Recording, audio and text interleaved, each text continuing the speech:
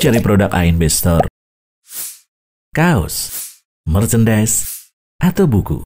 Silakan kunjungi anbstore.id, Tokopedia dan Shopee di ANB Store ID, dan WhatsApp di 0812 7111 1241. Assalamualaikum warahmatullahi wabarakatuh. Alhamdulillahi rabbil alamin, wassalatu wassalamu ala ashrafil mursalin, nabiyyina wa maulana Muhammadin wa ala alihi wa sahbihi ajma'in. Wa ashhadu an la ilaha illallah wahdahu la syarika lah, wa ashhadu anna Muhammadan abduhu wa rasuluh sallallahu alaihi wa ala alihi wa sahbihi wa man tabi'ahum bi ihsanin ila yaumiddin. Alhamdulillah, puji syukur kita haturkan kehadirat Allah Subhanahu wa taala.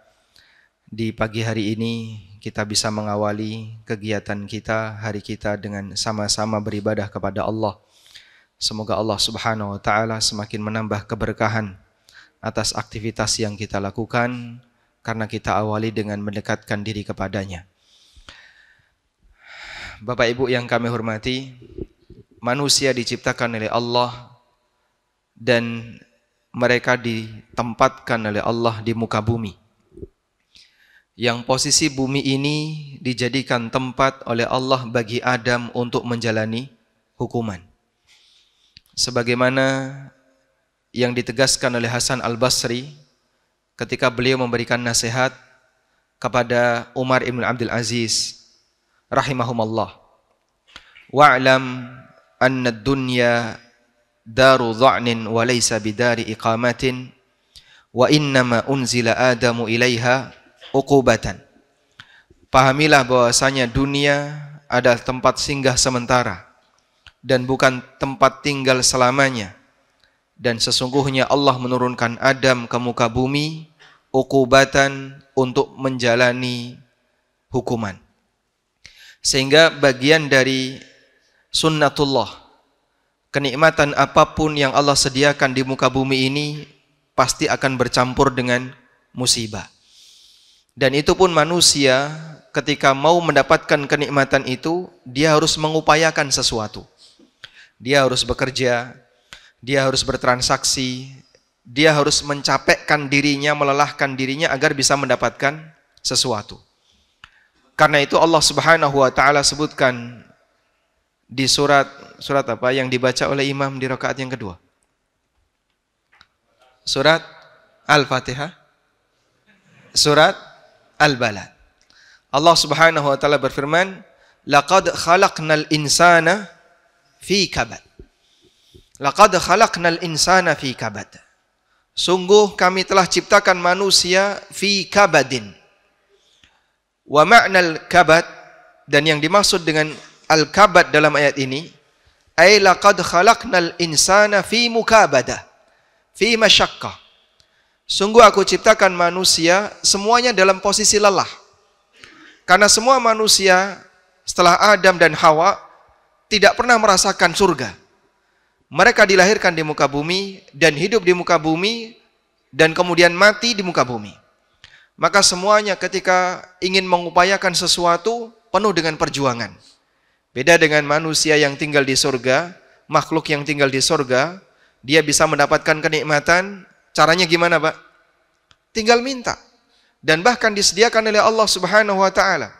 Dia bisa langsung mengambilnya. Namun ketika di muka bumi, siapapun yang ingin mendapatkan kenikmatan, ingin mendapatkan sesuatu, dia harus berusaha. Maka Allah Subhanahu wa taala menyebut bahwa siapapun yang tinggal di muka bumi ini diciptakan oleh Allah dalam posisi fi kabadin. Fi kabad artinya fi masyaqqah, dalam kondisi mengalami kesulitan karena dia harus bekerja. Dia mengalami musibah. Dia kadang sakit dan kadang sakit hati. Itulah kodrat hidup. Di saat yang sama, apapun yang kita upayakan pasti nanti akan dihisap oleh Allah Subhanahu wa taala. Namun manusia menyangka kalau mereka dibiarkan. Sehingga di lanjutan ayat Allah Subhanahu wa taala menyindir. Ayahsabu allai yaqdiru alaihi ahad. Manusia mengira bahwasanya dia tidak akan mendapatkan pertanggungjawaban dari siapapun di saat dia melakukan aktivitas ketika di muka bumi. Dan itu tentu saja adalah anggapan yang salah. Kata Qatadah Ibnu Di'amah, Ibnu Adam yadhunnu alla yus'ala an hadzal mal min aina iktasaba wa fima anfaqah. Ketika beliau menafsirkan ayat ini, kata Imam Qatadah Ibnu Di'amah, Ibnu Adam menyangka bahwa dia tidak akan ditanya mengenai harta yang dia miliki, dari mana dia dapatkan harta itu dan untuk apa dia gunakan harta itu. Lalu dijawab oleh Allah Subhanahu wa taala, yaqulu ahlaktu malan lubada, karena Ibnu Adam beralasan bahwasanya dia telah mengeluarkan harta yang banyak dan oleh karena itu dia tidak akan dihisab oleh Allah Subhanahu wa taala. Kalla, tidak demikian. Semua hamba pasti akan menjalani hisab. Sehingga jamaah dimuliakan Allah Subhanahu wa taala, inilah yang ditekankan dalam Al-Qur'an, bahwa dalam kehidupan dunia ini siapapun orang pasti akan mengalami kelelahan. Kelelahan untuk mendapatkan fasilitas hidupnya. Tapi itu pun tidak gratis. Nanti dia akan mempertanggungjawabkan semua kelelahan itu. Untuk apa dia gunakan kelelahan itu? Apakah kelelahan itu nantinya berujung kepada kebaikan? Ataukah kelelahan yang justru akan mendatangkan keburukan baginya? Maka sungguh hal yang sangat mencelakakan bagi seorang hamba ketika di dunia dia lelah, di akhirat dia juga lelah. Orang nyari yang haram lelah atau tidak? Lelah atau tidak? Lelah. Orang berbuat maksiat lelah atau tidak? Lelah. Semua yang bekerja pasti lelah. Bahkan kita bisa memastikan manusia ketika mendapatkan harta yang haram, hukuman pertama yang diberikan kepada orang ini apa, Pak? Disematkan rasa takut pada dirinya sehingga dia tidak bisa menampakkan hartanya. Dia tidak bisa menampakkan hartanya. Dia tidak bisa menampakkan kekayaannya. Dia sembunyikan sebisa mungkin. Sampai disediakan bunker misalnya. Punya duit yang banyak disediakan bunker. Kadang tidak berani untuk membeli sesuatu karena takut nanti ketahuan. Kadang ketika bertransaksi nggak berani untuk pakai transfer, maunya tunai, itu pun pertemuannya di tempat yang tersembunyi, jangan sampai ada CCTV. Salah satu di antara hukuman pertama yang diberikan oleh Allah bagi orang yang memiliki harta haram, Allah Subhanahu wa taala cabut kemampuan dia untuk menikmatinya. Dan di antara bentuknya adalah Allah berikan rasa takut kepadanya. Orang kalau sudah memiliki kondisi rasa takut, bisa nggak dia bahagia, Pak? Takut itu musibah yang besar, karena salah satu di antara nikmat yang Allah Subhanahu wa taala gandengkan dengan nikmat harta adalah keamanan. Allah taala berfirman, "Falyabudu rabb hadzal bait alladzi at'amahum min ju' wa amanahum min khauf." Ketika Allah perintahkan orang musyrikin agar mereka mau masuk Islam, Allah tunjukkan dua nikmat yang Allah berikan kepada mereka. Alladzi at'amahum min ju', karena Allah telah memberikan makan kepada mereka sehingga mereka tidak mengalami kelaparan. Mengingatkan kepada penduduk Mekah, kalian tinggal di sebuah daerah yang disebut oleh Nabi Ibrahim alaihissalam fi wadin ghairi dzi zar'in inda baitikal muharram, di sebuah lembah yang enggak ada tanaman. Sebab kota Mekah itu enggak bisa ditanami apapun. Mau ditanami apa, Pak? Semuanya bebatuan. Kalau Madinah masih bisa ditanami kurma. Kalau Mekah enggak bisa. Sehingga masyarakat Mekah, penduduk Mekah, sumber pendapatannya bukan dari bertani. Makanya ketika mereka pindah ke kota Madinah, lalu masyarakat Madinah meminta kepada Nabi SAW, "Ya Rasulullah, iqsim bainana hawaitana." Ya Rasulullah, tolong Anda bagi kebun-kebun kami dengan saudara-saudara kami. Beliau SAW mengatakan, "La, jangan demikian." Karena masyarakat Mekah tidak bisa ngelola tanah. Mereka nggak bisa bertani. Nggak ngerti bagaimana cara ngelola kebun kurma. Sehingga Rasulullah SAW menolak penawaran semacam ini. Baik, kembali ke sini. Namun Allah Subhanahu wa taala memberikan makanan bagi penduduk Mekah. Bagaimana cara Allah memberikan makanan bagi mereka? Allah jadikan Mekah sebagai apa? Sebagai pusat peradaban. Sehingga manusia berdatangan ke sana untuk melaksanakan ibadah baik haji maupun umroh. Dan sejak zaman jahiliyah, ibadah seperti ini sudah ada. Sejak zaman jahiliyah, ibadah seperti ini sudah ada. Di sebuah daerah yang ramai, pasti akan ada makanan. Dari situlah penduduk Mekah bisa mendapatkan makanan. Yang kedua, wa amanahum min khauf. Allah berikan rasa aman kepada mereka dari rasa takut.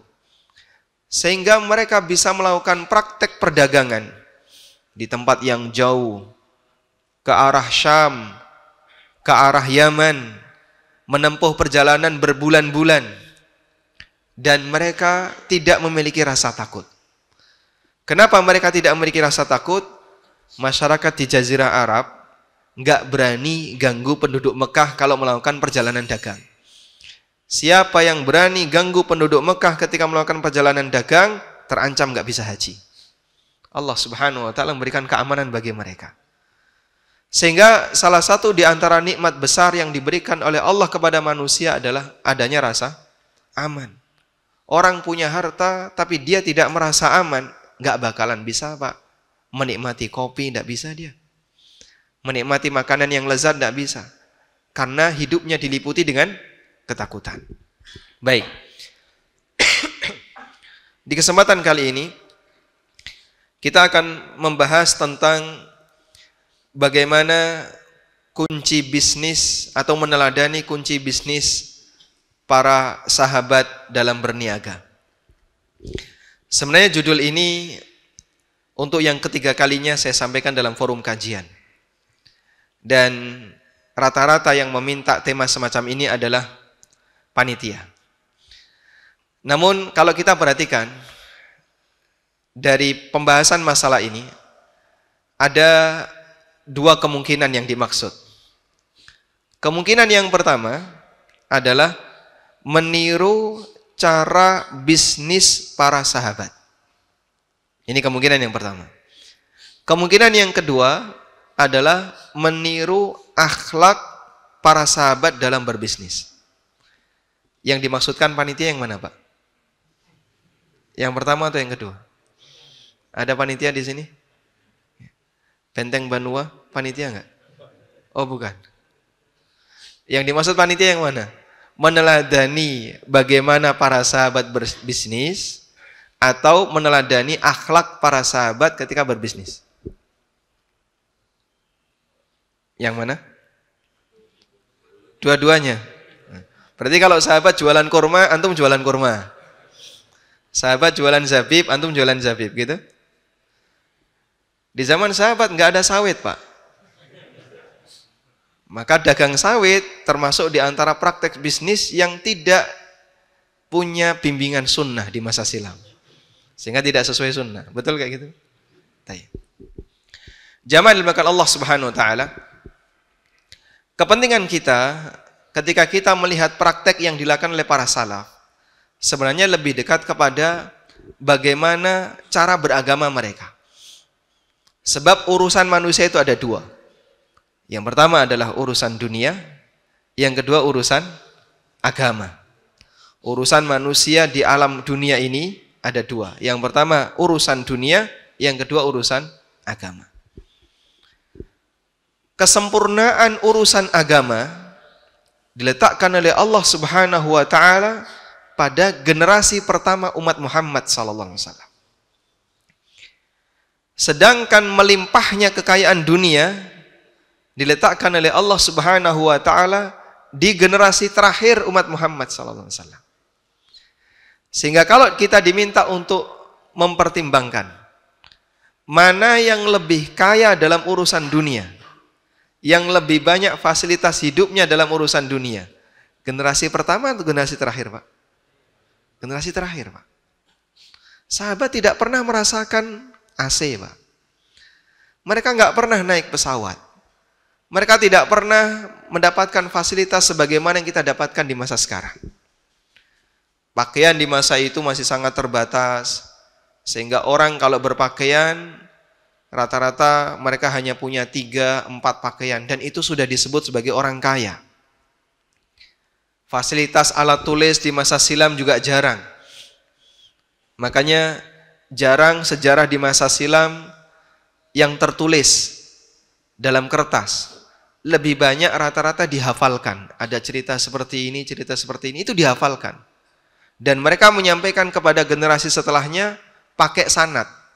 Saya dapat ini dari si A dari si B, si C sebagai pelaku kejadian. Mereka hafalkan itu.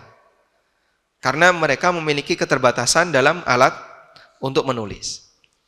Sehingga kalau dibandingkan dalam urusan fasilitas dunia, antara orang dulu dengan orang sekarang, jauh lebih banyak orang sekarang dibandingkan orang di masa silam. Sebab kemewahan dunia, fasilitas dunia diletakkan oleh Allah Subhanahu wa taala untuk umat belakangan dan bukan untuk umat di masa silam. Karena itulah kalau kita lihat Rasulullah sallallahu alaihi wasallam menyebutkan beberapa tanda hari kiamat. Salah satu di antara tandanya apa, Pak? Salah satu di antara tandanya adanya wa antaral khufatal uratal alata ru'a asya yatatawaluna fil bunyan. Ada di hadis apa ini? Ada di hadis apa? Hadis Jibril alaihissalam. Di Arba'in Nawawi di hadis Jibril, Rasulullah sallallahu alaihi wasallam ditanya oleh Jibril tentang kapan kiamat terjadi. Kemudian Nabi sallallahu alaihi wasallam mengatakan, "Mal mas'ulu anha bi'a'lama minas sa'il." Yang ditanya tidak lebih tahu daripada yang bertanya. Manusia terbaik tidak tahu kapan kiamat. Malaikat terbaik tidak tahu kapan kiamat. Kok ada manusia di zaman sekarang yang ngitung kapan kiamat, berarti dia bukan nabi. Dia bukan nabi itu dalam kurung dukun gitu ya. Tayyib. Kemudian Jibril bertanya kepada Nabi sallallahu alaihi wasallam, "Fa akhbirni an amaratiha." Kalau begitu sampaikan kepadaku tanda-tanda kiamat. Salah satu di antara yang disampaikan oleh Nabi sallallahu alaihi wasallam, "Wa antaral khufatal uratal alata ru'a asya yatatawaluna fil bunyan." Engkau melihat ada orang yang dulu enggak pakai sandal, suka enggak pakai baju, dia pengembala kambing, tapi nanti orang seperti ini akan berlomba-lomba meninggikan bangunan. Sehingga kejadian itu tidak ada di zaman Nabi SAW. Kejadian itu sebagai bagian dari tanda hari kiamat. Berarti munculnya kapan, Pak? Mendekati akhir zaman. Itu menunjukkan bahwasanya perlombaan dalam urusan harta, fasilitas hidup diberikan oleh Allah Subhanahu wa taala kepada manusia dengan sangat mewah terjadi di bagian akhir umat Muhammad sallallahu alaihi wasallam. Demikian pula disebutkan dalam hadis yang lain dari Abu Hurairah radhiyallahu anhu, Rasulullah sallallahu alaihi wasallam bersabda, "La taqumu sa'ah hatta tadhhara al-fitan wa yakthura al-kadhib wa tataqarab al-aswaq." Tidak akan terjadi kiamat sampai muncul banyak sekali fitnah, muncul banyak sekali ujian keimanan, wa yakthura al-kadhib, dan banyak tersebar kedustaan, sehingga dusta dianggap biasa. Hampir dalam setiap aktivitas yang dilakukan oleh manusia selalu bercampur dengan itu kalau sudah berurusan dengan bisnis. Kalau enggak dusta rasanya kok enggak nyaman. Apalagi kalau sudah berkaitan dengan kegiatan instansi tertentu, kan gitu ya. Sehingga semuanya diliputi dengan kedustaan. Wa tataqarabal aswaq, dan pasar itu berdekatan. Apa yang dimaksud pasar berdekatan? Para ulama memberikan beberapa penjelasan tentang makna pasar berdekatan. Salah satunya adalah transaksi yang dilakukan oleh manusia itu semakin banyak, dan bahkan mereka melakukan transaksi tanpa harus datang ke tempatnya. Dan itu terbukti di zaman sekarang. Orang bisa melakukan transaksi sambil tiduran di atas kasur. Manusia bisa melakukan transaksi sambil dia santai di warung kopi. Sehingga orang jualan melalui marketplace, melalui transaksi online, tidak harus datang ke tempatnya. Pasar begitu berdekatan, artinya transaksi semakin banyak. Di masa silam orang bisa bertransaksi ketika penjual dan pembeli ketemu. Kalau sekarang, ini tidak harus terjadi. Sehingga semuanya dilayani dengan mesin. Marketplace itu penjualnya siaga enggak? Tidak. Dia pasang barang, pasang foto barang, dia tinggal. Mungkin enggak ada orang yang transaksi di marketplace malam hari. Jam 1, mungkin. Mereka yang berada di Papua misalnya, sudah subuh, pemiliknya masih tidur. Tapi transaksi bisa dilakukan. Tataqarabal aswaq, transaksi semakin banyak, bahkan sampai penjualnya tidak melakukan pelayanan apapun. Karena yang melayani mesin, platform. Itu salah satu di antara contoh makna pasar berdekatan. Nah, ini bagian dari bukti bahwa fasilitas dunia dibentangkan oleh Allah Subhanahu wa taala di akhir zaman. Sehingga keberadaan dunia ini, fasilitas dunia ini tidak diberikan oleh Allah untuk umat di masa silam dalam arti kemewahannya, namun diberikan oleh Allah Subhanahu wa taala untuk umat di masa belakang. Dalam riwayat yang lain dari sahabat Amr bin Taghlib radhiyallahu anhu, Rasulullah sallallahu alaihi wasallam bersabda, "Inna min asyratis sa'ah ay yafshuwal mal wa yakthura wa tafshut tijarah." Bagian dari tanda kiamat, harta itu semakin melimpah dan transaksi perdagangan semakin banyak. Sehingga kalau urusan bisnis, orang sekarang lebih kaya dibandingkan orang di masa silam, dalam arti fasilitas hidupnya lebih banyak dibandingkan orang di masa silam. Makanya kalau saya ditanya, Pak, apakah kita perlu meneladani para sahabat terkait bagaimana cara mereka berbisnis? Ya, pertanyaannya kami balik, yang pengen kamu teladani yang mana? Teknis berbisnis atau akhlak dalam berbisnis? Kalau teknisnya, bisnis di masa sahabat bisa jadi di masa sekarang sudah nggak berlaku. Contohnya apa, Pak? Jualan kurma, jualan gandum.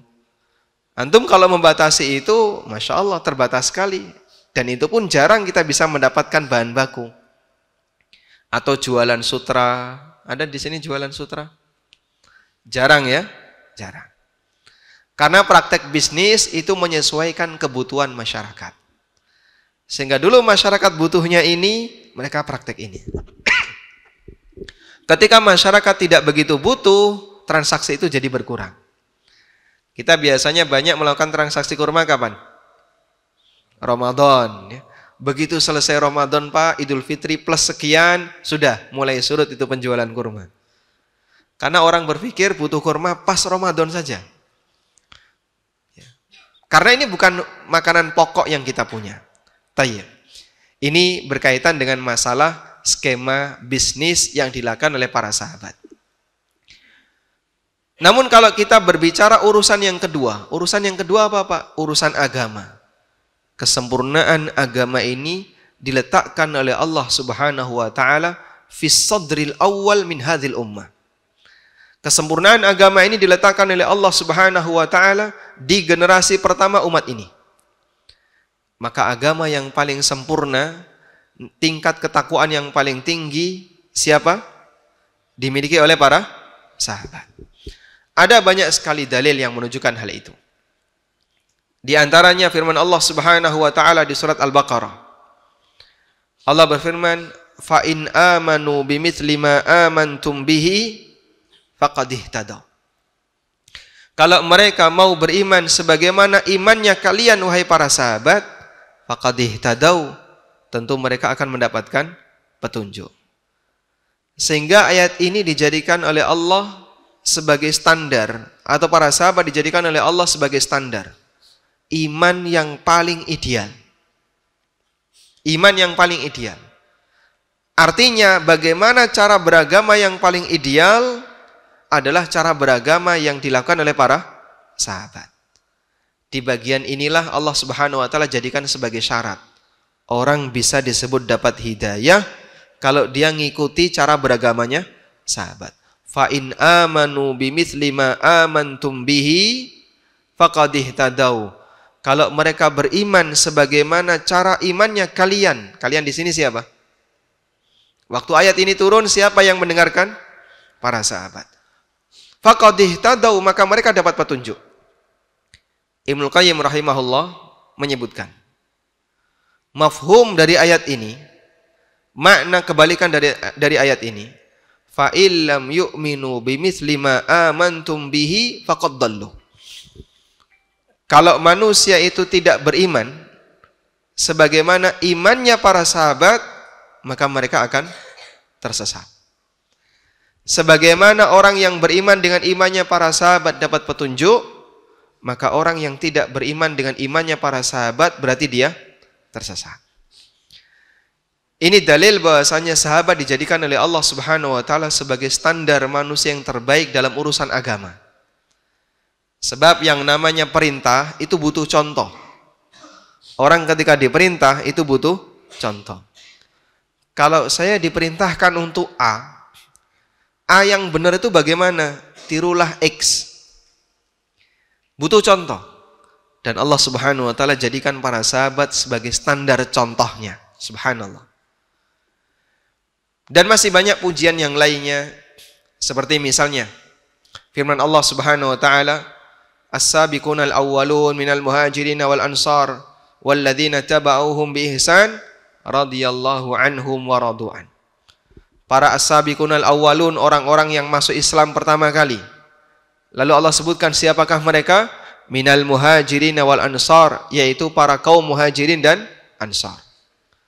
Dan orang yang mengikuti mereka dengan baik, Allah meridhai mereka dan mereka ridha kepada Allah Subhanahu wa taala. Dan masih banyak sekali dalil yang lain. Sebab mereka adalah naqalatur Rasul sallallahu alaihi wasallam. Mereka adalah orang-orang yang menjadi pembawa dan penerus ajaran Nabi sallallahu alaihi wasallam yang disampaikan kepada umat generasi setelahnya. Intinya, kalau dalam masalah kesempurnaan agama, sahabat panutannya. Tapi kalau Anda bicara tentang urusan dunia, bagaimana cara bisnis yang lebih sukses, ini menyesuaikan kebutuhan. Sehingga antara satu masyarakat dengan masyarakat yang lain berbeda-beda tentang praktek bisnisnya tergantung apa? Kebutuhan. Kami sering sampaikan kepada teman-teman yang sudah ngaji ya. Kalau buka usaha, buka bisnis, jangan terlalu sering menjadi follower. Dalam arti begini, biasanya kan kesan yang ngaji itu bisnisnya kalau enggak herbal, sirwal. Itu di mana-mana, bekam, herbal, sirwal. Di sini buka, di sini buka, di sini buka. Satu kampung banyak yang ngaji, rata-rata jualannya sama semua. Kenapa enggak menyediakan yang lain? Kebutuhan kalian kan banyak, tidak cuma ini. Dan itu ya silahkan nanti berinovasi, sebab dalam urusan dunia Nabi SAW menyerahkan kepada umatnya, antum a'lamu bi amri dunyakum. Kalian lebih ngerti tentang urusan dunia kalian. Tayyib. Selanjutnya kita akan sedikit melihat ya, tentang bagaimana contoh praktek yang dilakukan oleh para sahabat dalam berbisnis. Nanti saya akan sampaikan beberapa catatan yang saya dapatkan berkaitan dengan bagaimana praktek bisnis yang dilakukan oleh mereka. Yang pertama, salah satu di antara sahabat yang namanya paling sering disebut dalam urusan bisnis. Siapa beliau? Abdurrahman bin Auf. Meskipun beliau bukan sahabat yang terkaya, masih banyak sahabat yang lebih kaya dibandingkan Abdurrahman. Tapi beliau dianggap sebagai sahabat yang karir bisnisnya sangat bagus. Abdurrahman bin Auf radhiyallahu anhu, pada waktu beliau datang ke kota Madinah, sebagaimana sahabat yang lain, semuanya dimulai dari apa? Dari nol. Semangat hijrah. Kehilangan seluruh hartanya, kehilangan aktivitas bisnisnya, kehilangan propertinya, karena siapapun yang datang ke kota Madinah tidak membawa apapun. kecuali yang cukup untuk bekal perjalanan dari Mekah menuju Madinah yang waktu itu ditempuh dalam waktu antara 5 sampai 7 hari. Yang jalan kaki bisa lebih lama. Yang naik kendaraan seperti keledai atau onta antara 5 sampai 7 hari. Sekarang berapa? 5 sampai 7 jam. Sama angkanya, satuannya beda. Kemudian beliau dipersaudarakan oleh Nabi SAW dengan siapa, Pak? Sa'ad ibn Rabi'. Dan Sa'ad menawarkan hartanya, menawarkan istrinya, namun semuanya ditolak oleh Abdurrahman. Abdurrahman hanya minta arahan. Dullani aina suq. Tunjukkan kepadaku di mana pasar yang cocok bagiku untuk mengawali karir bisnis. Sebab pasar ketika itu dominan dikuasai oleh Yahudi. Sehingga di mana posisi pasar yang kira-kira masih bersih, yang nyaman untuk mengembangkan bisnis, yang tahu adalah masyarakat Madinah. Akhirnya ditunjukkan ke sebuah pasar. Jamaah yang kami hormati, modal utama Abdurrahman itu apa? Modal utama Abdurrahman apa? Kepercayaan. Modal utama Abdurrahman kepercayaan. Itu modal utamanya. Karena praktek yang beliau lakukan adalah membeli dengan cara kredit, lalu dijual dengan cara tunai. Dan beliau mampu mengkondisikan harga kredit lebih murah daripada harga tunai. Kalau kita kan gimana, Pak? Harga kredit lebih mahal daripada tunai. Abdurrahman bisa sebaliknya. Harga kredit lebih murah daripada harga tunai. Dengan bermodal kepercayaan, beliau datang kepada orang-orang yang memiliki barang di pasar. Beliau tawarkan, boleh nggak barang ini saya jual? Boleh barang ini saya beli, tapi bayarnya nanti. Berarti pakai apa? Kredit. Barang ini saya beli, tapi bayarnya nanti.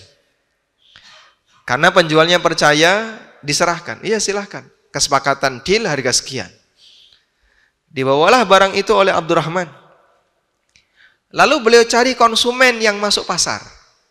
Sehingga setiap orang yang masuk pasar ditawari, saya punya barang ini, saya punya objek ini, Bapak mau nggak membeli dengan harga sekian tapi harus tunai.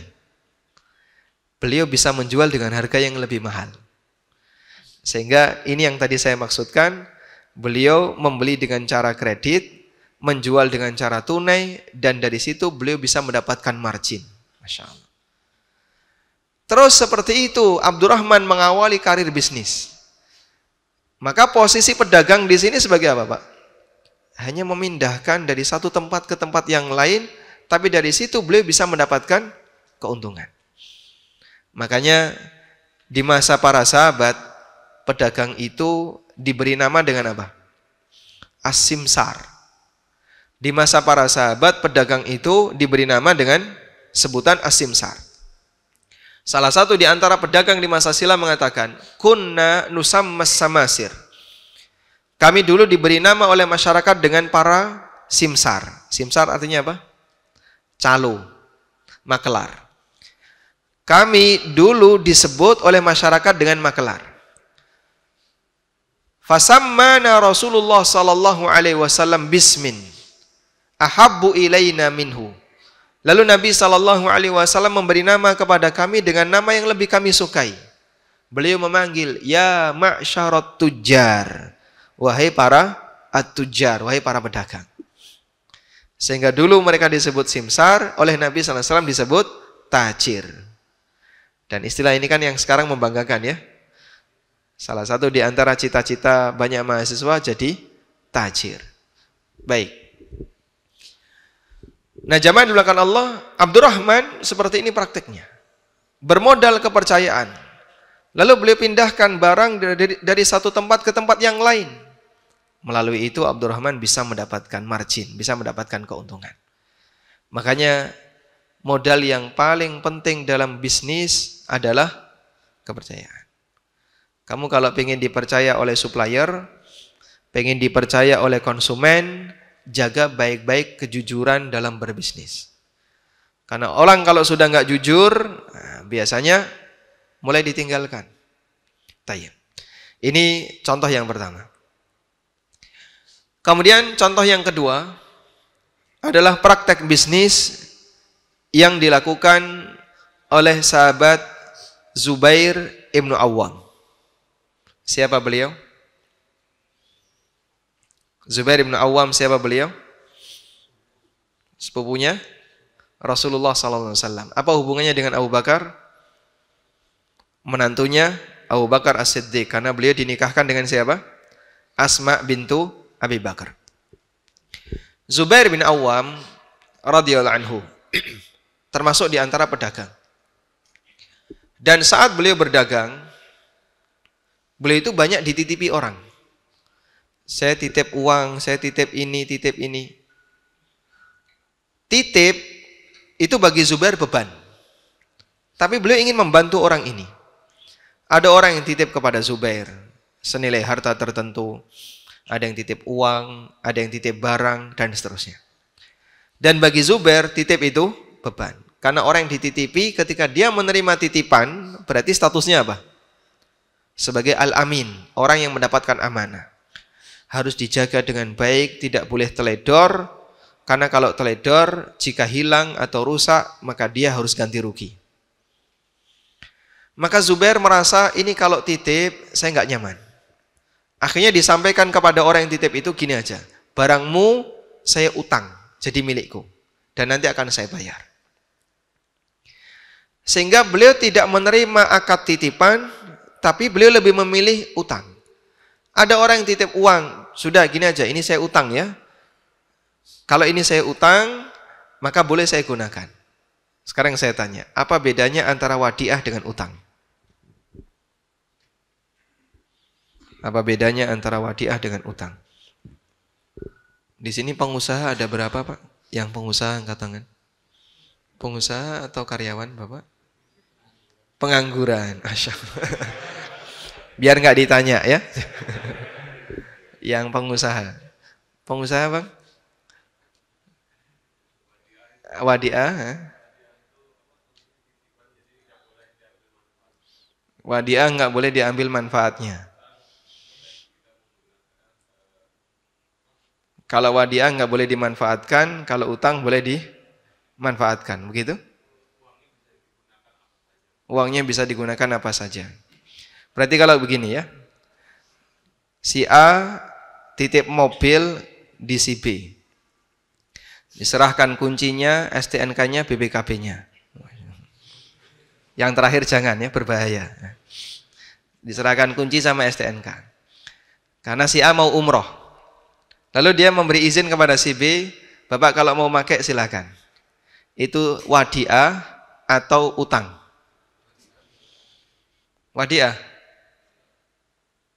Beda antara wadiah dengan utang apa? Ada bedanya enggak? Atau sama saja? Sama? Sama. Namanya aja beda, Pak. Sama. Berarti akad wadiah dengan akad utang sama saja. Apa gunanya beda nama kalau ternyata konsekuensinya sama? Coba yang di luar ada jawaban, Pak? Barangkali ada pengusaha yang nyelip di luar. Apa beda antara wadiah dengan utang? Beda atau sama? Beda. Bedanya di mana? Kalau wadiah nggak boleh digunakan, kalau utang boleh. Berarti bedanya adalah di posisi boleh dimanfaatkan atau tidak gitu ya. Berarti kalau kasusnya tadi, si A nitip mobil ke si B mau ditinggal umroh. Lalu si A mengizinkan kepada si B, Bapak kalau mau pakai silahkan. Itu wadiah atau utang? Wadiah. Tapi boleh digunakan.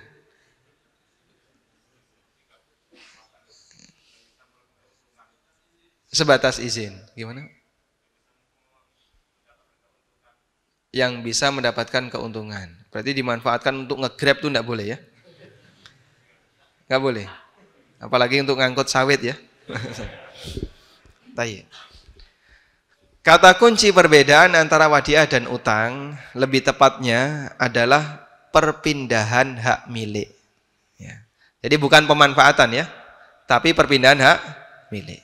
Wadiah tidak pindah hak milik, kalau utang pindah hak milik. Dipahami insyaallah? Baik, ini kata kuncinya. Sehingga kalau kasus tadi ya, si A titip mobil ke si B dan dia ngasih izin mau dipakai silahkan Pak. Berarti ini akadnya apa? Wadiah. Kenapa? Nggak pindah hak milik. Mobil itu tetap jadi milik si A meskipun si B dikasih izin untuk memanfaatkan. Karena sebatas memanfaatkan belum tentu miliknya. Yang kita manfaatkan belum tentu milik kita, yang kita miliki belum tentu kita manfaatkan. Betul Pak ya? Yang lebih penting memiliki atau memanfaatkan? Hah? Memanfaatkan. Misalnya punya rumah 5, yang dimanfaatin berapa? 1. Sisanya dia sewakan ya. Makanya jangan 5, 4 saja ya, diisi semuanya gitu kan. Tayyib, kembali ke sini. Jadi perbedaan antara wadiah dengan utang di posisi apakah pindah hak milik atau tidak. Kalau pindah hak milik terhitung sebagai utang. Tapi kalau tidak pindah hak milik maka terhitung sebagai wadiah. Zubair bin Awwam dititipi. Kalau titipan statusnya wadiah dan itu tidak pindah hak milik, maka beliau harus menjaga, beliau harus merawat dengan baik karena kalau tidak nanti beresiko. Di saat yang sama beliau nggak bisa memanfaatkan dengan bebas karena bukan miliknya. Uang tidak bisa digunakan karena ini wadiah. Maka Zubair lebih memilih gini aja, jangan wadiah, ini tak utang.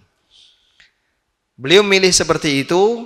Dan pemiliknya setuju, kalau setuju diterima oleh Zubair, dimanfaatkan oleh Zubair. Nah ini salah satu di antara contoh sahabat dalam bermuamalah dengan orang lain lebih memilih posisi saya mending menggunakan daripada dikasih beban. Makanya beliau pilih ini utang saja, jangan titipan. Meskipun pada akhirnya saat Zubair meninggal dunia, ternyata utang-utang itu belum dikembalikan. Sehingga beliau memiliki utang yang besar ketika beliau meninggal dunia. Abdullah sebagai wali, anaknya yang pertama dari Zubair, maka beliau yang bertanggung jawab atas utang itu. Dan Zubair meninggalkan sebuah tanah di daerah Ghabah yang beliau dapatkan di masa silam, di masa Muawiyah radhiyallahu anhu. Karena Zubair meninggal di peristiwa perang Jamal. Kemudian selang sekian tahun Muawiyah jadi khalifah. Di masa Muawiyah radhiyallahu anhu tanah Ghabah harganya naik.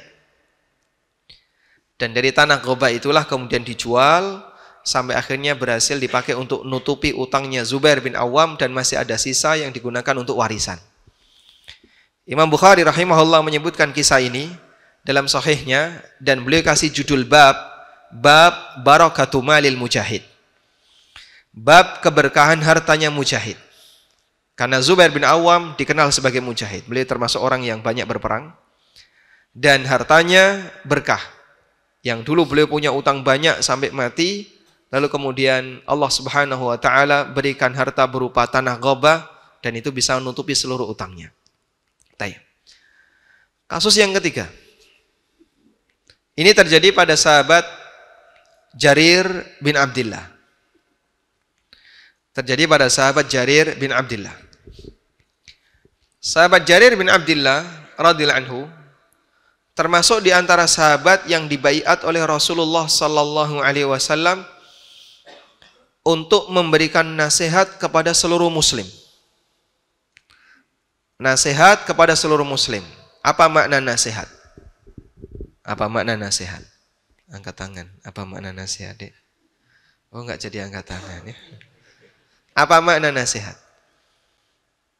Nabi SAW bersabda, ad-dinun nasihah. Agama itu isinya hanya nasihat. Apa makna nasihat? Nasihat artinya apa? Memberikan yang terbaik bagi orang lain. Jadi nasihat dalam bahasa Arab beda dengan nasihat dalam bahasa kita ya. Kalau dalam bahasa kita nasihat itu artinya ya tausiah, dikasih motivasi, saran dan seterusnya. Tapi kalau nasihat dalam bahasa Arab maknanya adalah iradatul khair lil ghair. Memberikan yang terbaik untuk orang lain. Sahabat Jarir bin Abdullah dibaiat oleh Nabi SAW ala nushi li kulli muslim, untuk memberikan nasihat kepada seluruh muslim. Nasihat itu, nasihat kepada seluruh muslim, itu semakna dengan sabda Nabi SAW. La yu'minu ahadukum hatta yuhibba li akhihi ma yuhibbu li nafsi. Kalian tidak akan beriman sampai kalian senang memberikan yang terbaik bagi orang lain sebagaimana kalian senang untuk disikapi yang sama. Itulah nasihat. Saya mau tanya ya. Bapak kalau beli gorengan ya, ada setumpuk gorengan, kita beli gorengan. Biasanya kalau kita beli gorengan, beli 10 gorengan. Milih atau asal masukkan? Milih ya. Padahal antara satu gorengan dengan gorengan yang lain itu selisihnya berapa on, Pak? Ya? Selisihnya berapa, Pak? Dikit ya. Cuman Masya Allah, sensitifnya manusia dalam masalah harta. Dia beli gorengan 10, ketika dia masukkan ke dalam kantong, itu dia milih. Waduh.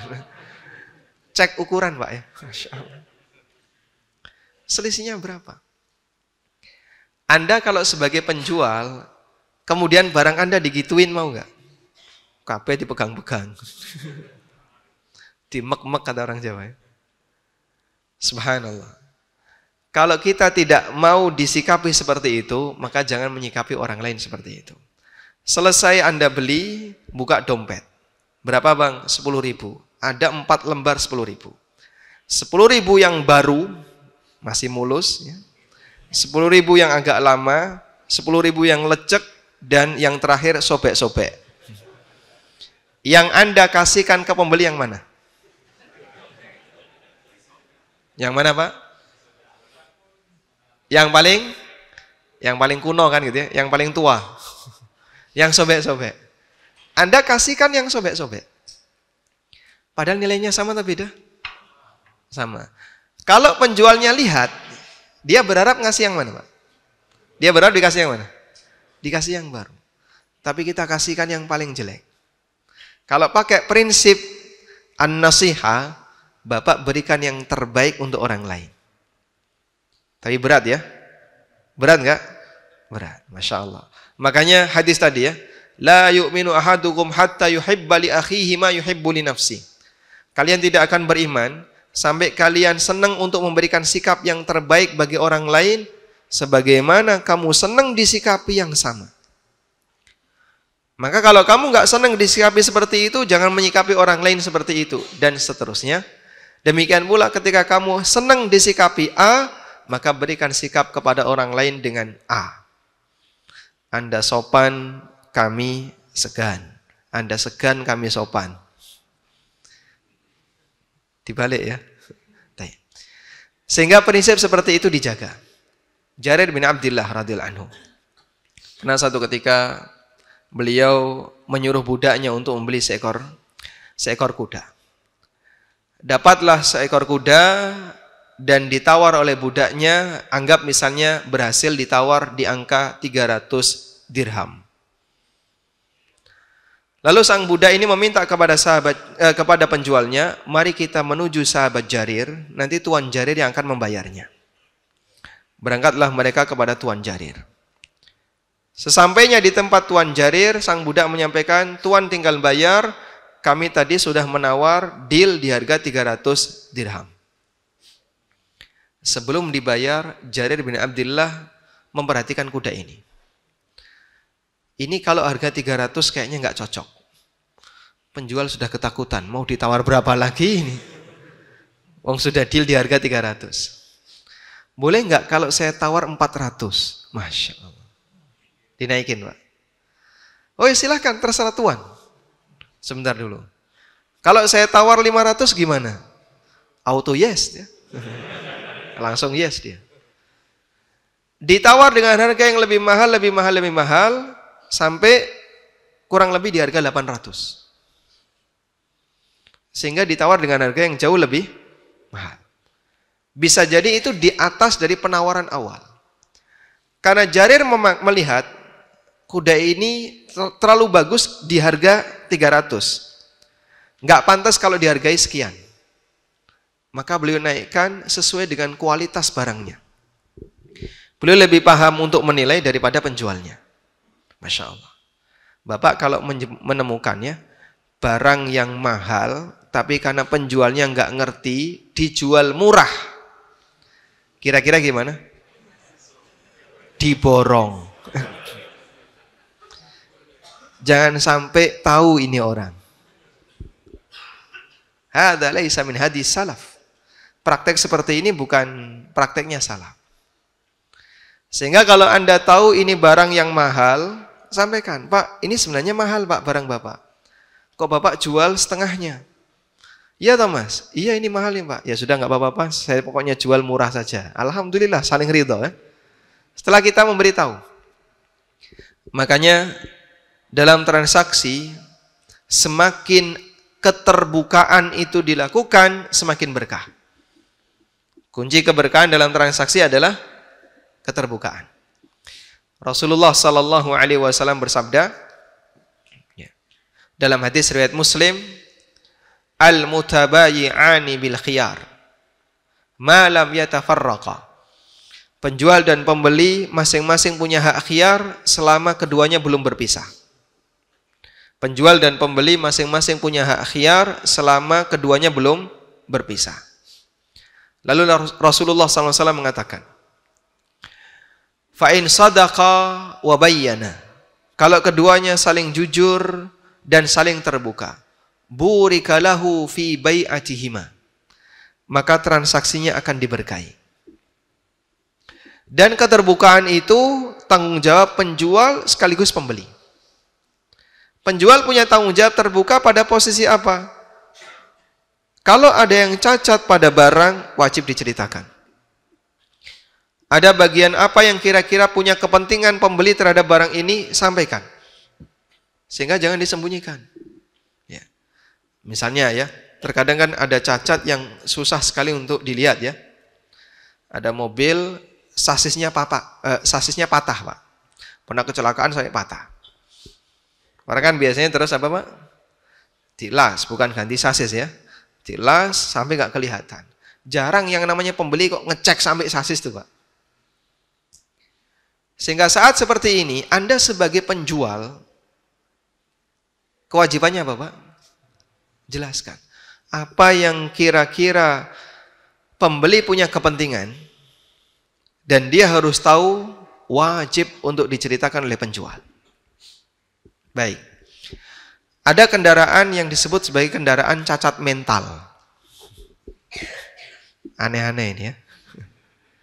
Kalau fisiknya utuh, cuman kendaraan ini punya sejarah yang menakutkan. Apa itu Pak? Pernah nabrak orang mati Pak. Ya kan sebagian konsumen itu takut. Wah, nanti kalau hantunya datang gimana? Maka kalau di Jawa orang beli sesuatu diruati dulu, tahu ruatan Pak? Diselamati ya, didoain, dimandikan pakai kembang dan seterusnya. Nah, sing duwe urung tahu adus pakai kembang. Jadi dia lakukan seperti itu untuk tolak bala. Karena bagi mereka sebagian kendaraan yang pernah mengalami seperti ini dianggap sebagai kendaraan cacat mental. Oh ini bawa wabah, bawa musibah. Nanti kalau sudah pernah mateni wong, biasanya minta tumbal yang kedua. Tayyib. Bagi mereka yang masih punya pemahaman seperti ini, bisa Anda ceritakan. Pak, motor saya ini pernah bunuh orang, Pak.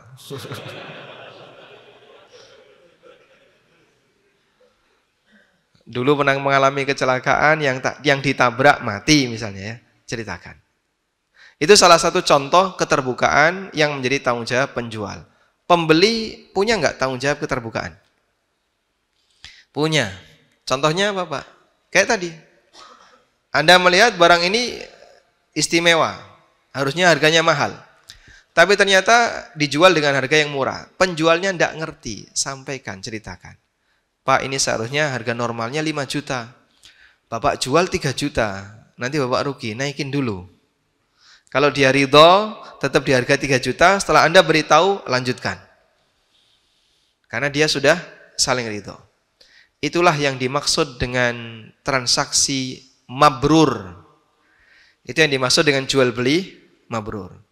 Seperti dalam hadis Rafi' bin Hadij radhiyallahu anhu, Rasulullah sallallahu alaihi wasallam pernah ditanya oleh seseorang, "Ya Rasulullah, ayyul kasbi atyab?" Ya Rasulullah, pendapatan apakah yang paling thayyib? Kemudian Nabi sallallahu alaihi wasallam menyebutkan 2 hal. Yang pertama apa? Upah yang didapatkan oleh seseorang dari jerih payahnya, dari kerja dia. Yang kedua apa? Yang kedua, keuntungan dari jual beli yang mabrur. Amalur rajul biyadihi wa kullu bai'in mabrur. Pendapatan yang paling thayyib, yang paling baik, yang paling tinggi tingkat halalnya adalah yang pertama, upah yang didapatkan oleh seseorang dari hasil jerih payahnya, dan yang kedua, keuntungan dari hasil jual beli yang mabrur. Dan makna jual beli yang mabrur adalah transaksi yang nilai keterbukaannya maksimal. Keduanya saling jujur, saling terbuka, diceritakan semuanya apa adanya kayak gini. Tanggung jawab penjual menceritakan apa yang dia tahu terhadap cacat barang. Tanggung jawab pembeli, dia menceritakan kondisi real apabila ternyata barang ini dijual terlalu murah. Dan praktek salaf seperti ini ternyata umum di masa silam. Ada salah satu ulama salaf, tapi ini bukan di kalangan sahabatnya. Beliau kulak ke kampung A untuk membeli barang tertentu. Mau dijual ke kampung B. Lalu ketika sampai di supplier, anggaplah misalnya beliau kulak gandum. Saya mau beli gandum sekian. Disampaikan gandum di tempat kami harganya sekian. Masya Allah. Ulama ini mengatakan, gandum di kota B harganya sudah di sini 2 kali lipat dari harga kamu. Ini terlalu murah. Kamu naikkan dulu, nanti saya ngambil margin agar kamu tidak terlalu rugi. Masya Allah. Di zaman sekarang mungkin model seperti ini tidak ada, Pak. Tahu terlalu murah langsung apa? Diborong. Dan dulu yang namanya update harga nggak seperti sekarang. Makanya Nabi SAW melarang talaki rukban. Talaki rukban itu apa? Menghadang tengkulak di jalan. Ini ada orang bawa barang, sebelum masuk pasar dihadang, terus diborong. Karena orang ini tidak tahu harga, akhirnya dibeli dengan harga yang murah. Itu disebut dengan talaki rukban. Tidak boleh. Tapi Pak, sekarang kan seperti itu umum. Gimana? Ada penjual bakso misalnya. Biasanya beliau mangkalnya di pasar. Lewat di depan rumah saya. Saya hadang beli bakso, boleh enggak? Boleh atau tidak? Boleh, kenapa? Harganya sama saja. Kau mau beli di jalan, beli di pasar sama saja. Sehingga saat dia lewat di depan rumah Bapak, lalu Bapak beli dan dilayani, silahkan. Meskipun dia mangkalnya di pasar. Dan ini tidak terhitung sebagai talaki rukban. Sebab update harga di masa sekarang cepat. Ada orang nyari sayur ya. Di daerah Magelang atau daerah Salatiga atas itu ada namanya Kopeng, Pak. Tempat pasar sayur. Katanya murah. Sekarang beda, Pak. Sama. Mereka tahu harga di kota berapa. Sehingga dijual yang sama. Sehingga nyari barang di kampung-kampung itu tetap podo karo kutho, Pak.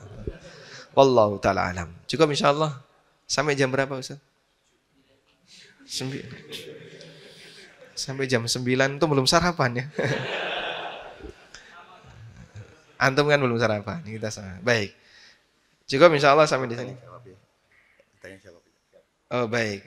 Ini sebagai reminder, tanya jawabnya insyaallah nanti di Masjid Imam Syafi'i. Karena formatnya kita buat format talk show. Sehingga ini hadiah. Ini sekarang pun nanti? Sekarang. Masya Allah. Ini buku sudah tidak terbit lagi nih, Pak. Fikih karyawan, fikih ASN dan karyawan ya. Belum bisa menerbitkan lagi penerbitnya. Pertanyaannya, Pertanyaannya ya. Sebutkan satu dalil yang menunjukkan tanda hari kiamat. Masya Allah, silahkan. Hadis Jibril, gimana bunyinya? Hadis Jibril itu banyak poin-poinnya ya. Silahkan.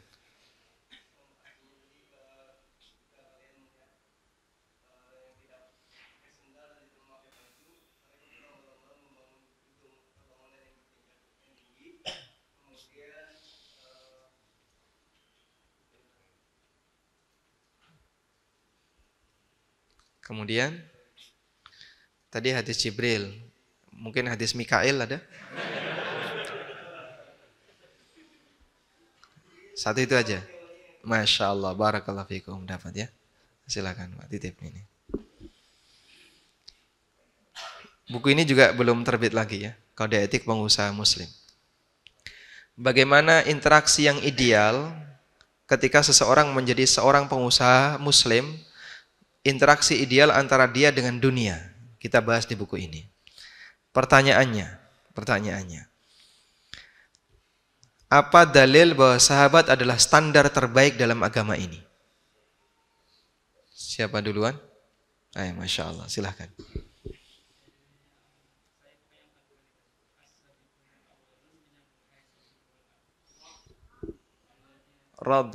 Walladzina taba'um bi ihsan. Barakallahu fiik. Masyaallah, dapat hadiah.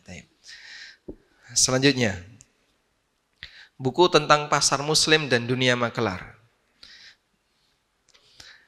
Baik, sebutkan metode dagangnya Abdurrahman.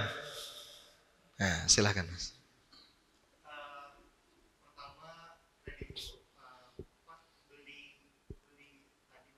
Beli barang. Barangnya, jualnya, dijual.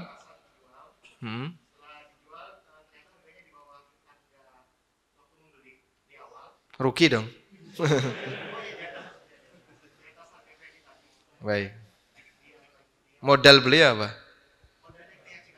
Keyakinan. Anda percaya atau yakin? Kepercayaan. Barakallahu fikum. Masya Allah. Baik. Selanjutnya, pengantar kaidah fikih kubroh dan penerapannya dalam muamalah. Buku ini isinya kaidah-kaidah yang diturunkan dari kaidah fikih kubroh yang jumlahnya ada 6. Dan kemudian penerapannya dalam praktek muamalah sehari-hari. Jadi isinya kaidah contoh kasus. Kaidah contoh kasus ada di buku ini ya. Pertanyaannya, sebutkan dalil semua ya. Sebutkan praktek yang dilakukan oleh Zubair. Masya Allah. Yang pertama, angkat tangan. Berdiri Mas. Kelas berapa? Kelas 1. Baik. Kelas 1 SMP.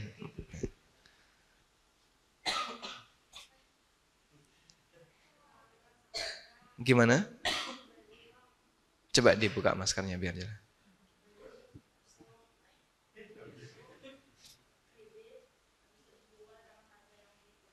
Itu Abdurrahman bin Auf. Yang Zubair tadi. Zubair, Masya Allah. Baik, selanjutnya. Siapa lagi belakang? Nah.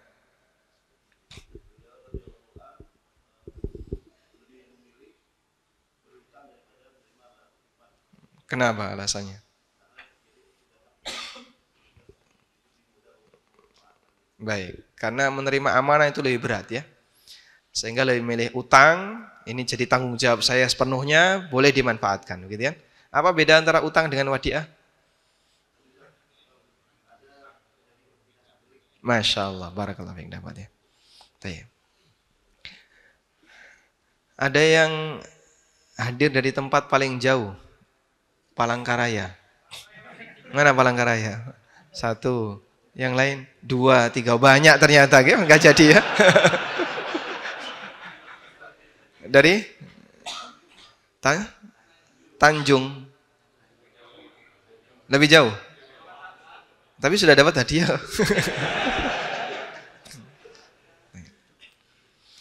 Kita hadiahkan untuk takmir aja ya ini ya. Insyaallah kita hadiahkan untuk takmir Masjid As-Salam Samsat ya. Nah. Baik, demikian yang bisa kita bahas. Semoga Allah Subhanahu wa taala memberkahi apa yang kita pelajari. Wassallallahu ala nabiyyina Muhammadin wa ala alihi wa sahbihi wa sallam wa akhiru da'wana alhamdulillahi rabbil alamin. Subhanakallahumma wa bihamdika asyhadu an la ilaha illa anta astaghfiruka wa atubu ilaik. Wassalamualaikum warahmatullahi wabarakatuh.